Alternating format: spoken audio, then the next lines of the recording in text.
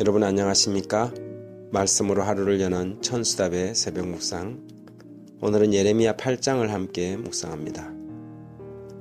성경은 하나님의 백성들 곧 교회를 여인, 처녀 혹은 딸로 나타낸다고 이미 말씀드렸습니다. 신약 성경에도 이것은 마찬가지인데 바울은 고린도후서 11장 2절에 내가 하나님의 열심으로 너희를 위하여 열심을 내노니 내가 너희를 정결한 처녀로 한 남편인 그리스도께 드리려고 중매함이로다 라고 하였습니다. 그래서 성경 이야기는 사실 한 남자 그리스도와 여인들의 이야기입니다. 창세기 3장에 처음으로 여자와 여자의 후손 그리고 뱀과 뱀의 후손에 대한 큰 싸움을 예고하고 난 이후 줄곧 세상은 그 여인의 정체와 성격을 규정하는 데 교리적 싸움을 벌여왔습니다.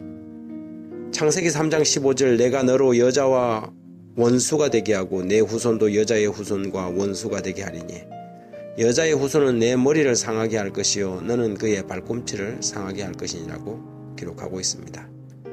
우리는 여기서 하나님께서 말씀하시는 여자가 단순히 한 여자인 하와를 지칭하는 것이 아님을 너무나도 잘 압니다. 마찬가지로 바울이 말하던 그 여인도 한 여인 마리아가 아닙니다. 갈라디아 4장 4절에 때가 참에 하나님이 그 아들을 보내사 여자에게 나게 하시고 율법 아래 나게 하셨다고 기록합니다.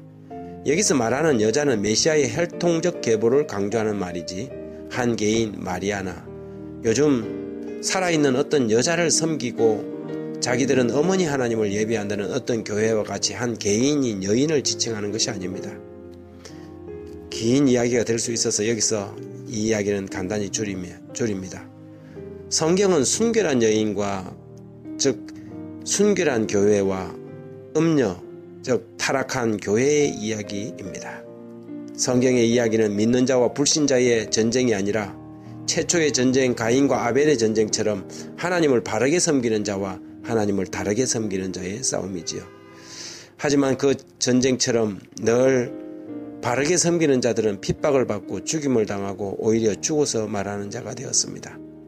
히브리서 4장 11장 4절에 믿음으로 아벨은 가인보다 더 나은 제사를 하나님께 드림으로 의로운 자라 하시는 증거를 얻었으니 하나님이 그 예물에 대하여 정언하심이라. 그가 죽었으나 그 믿음으로써 지금도 말하느니라.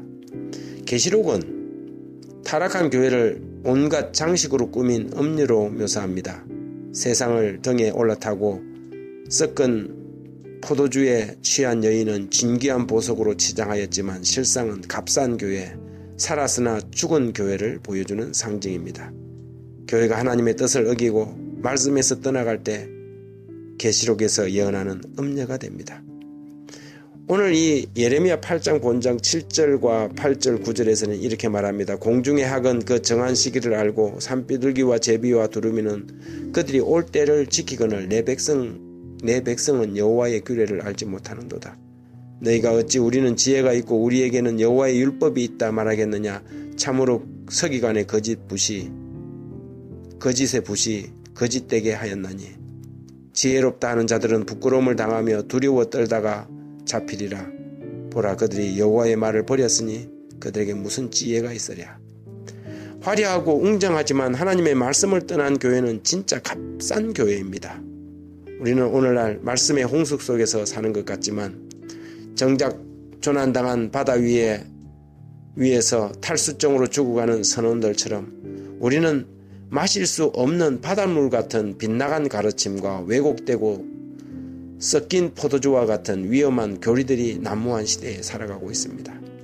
거짓 서기관들이 마구 퍼내는 붉은 포도주 같은 취할 거짓 진리들로 영혼을 더럽히면 안 됩니다. 자신의 영혼을 소중히 여기는 사람들은 베레아 사람들처럼 하나님의 말씀을 진지히 살피고 원수가 섞어놓은 교리의 독들을 잘 구분해야 할 것입니다. 사도행전 17장 11절에 베레아에 있는 사람들은 데살로니가에 있는 사람들보다 더 너그러워서 간절한 마음으로 말씀을 받고 이것이 그런가 하여 날마다 성경을 상고하였다고 기록합니다. 이 시대는 베레아 사람들 같은 성도들이 되어야 살아남을 수 있습니다. 하나님의 말씀만이 우리의 안전한 피난처입니다. 하나님 아버지, 영혼의 원수인 사단도 이제 자기 때가 얼마 남지 않은 것을 알고 우는 사자처럼 삼킬 자를 찾아 날뛰고 있습니다.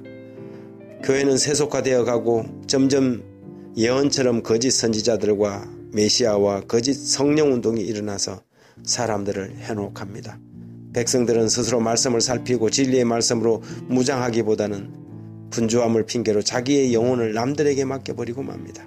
이 위기의 시기에 누가 있어 잠든 백성들을 깨우고 보라 신랑이로다 맞으러 나오라고 외치며 어두운 밤중에도 졸지 않고 깨어서 오시는 신랑의 도착을 알릴 사람들이 어디 있는지요. 주님, 잠들지 않는 파수꾼들을 우리에게 보내주십시오. 이리가 양의 탈을 뒤집어 쓰고 들어와 백성들을 노략질해 가려는 이 위험한 시대에 저희로 말씀에 더욱 주의하고 더욱 주의해서 견고한 말씀의 반석 위에 자신들을 세우도록 도와주십시오.